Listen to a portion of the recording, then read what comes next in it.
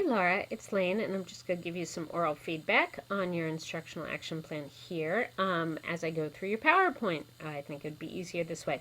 So you did your presentation on in pictures and words, and a couple of these bullets really stuck out to me. The second one about the process of illustrating mirrors the writing process.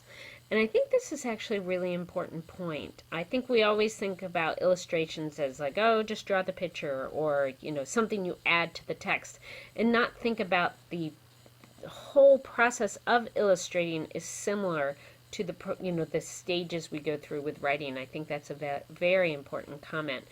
And I also really like that third bullet about images help us in our environment interpret messages, and it helps us communicate. They're one of these vehicles through which we engage in this interaction with each other and around images. And I think it's really important that we pay attention to these in books too. So I thought the second two bullet points were pretty important. However, I really agree with this very first one, is that we don't really teach our students how to illustrate or even why to illustrate, as your first two bullets say. So I think I really love the emphasis you have on illustrations, and here you have your materials. And what you've done is you've selected a couple of different craft lessons that I think I'm assuming you think that these would be the best used in your class. And the first one being creating the background, technique number 3.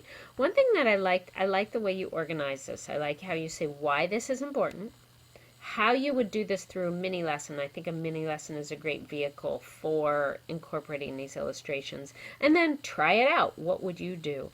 So the first one you talk about with background, I think that's a great one. The second one, expressions and gestures, and I think you really picked some good examples too of how those gestures can convey meaning. And I think about that when I think about even comprehension, how those gestures tell us things about the characters and really gives us more information and helps us analyze maybe a character's feelings and actions. So I think it's just kind of a next level of interpretation. Can I tell you, I just pulled out the Knuffle Bunny books for something else tonight, and so I kind of laughed when I got to this slide, because I was like, yeah, that's right, they do keep those static details consistent.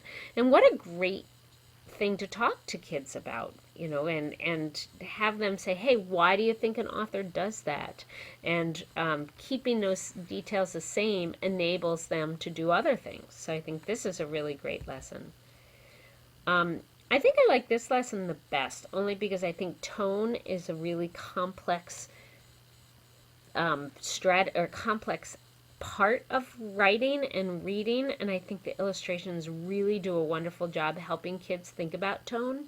And you even mentioned that in your importance, that it's a difficult concept for them, and I think illustrations is a perfect way to make them understand that level of thinking about a text as a whole. So I'm totally with you about some illustrations being important, and that every level of kids, even if they can't physically illustrate them themselves, they can talk about the illustrations, they can understand the illustrations, and they can see how that gives richer meaning to the text themselves. I think you did a fabulous job. This PowerPoint was very well done. It connects to the text. It demonstrates to me, especially through the way you have done the importance mini lesson and try it out. I think that's a fabulous heuristic of thinking about how to communicate that to your group members and to me. So thank you. This is excellent. I really enjoyed this. I hope you get to use some of these strategies in your class.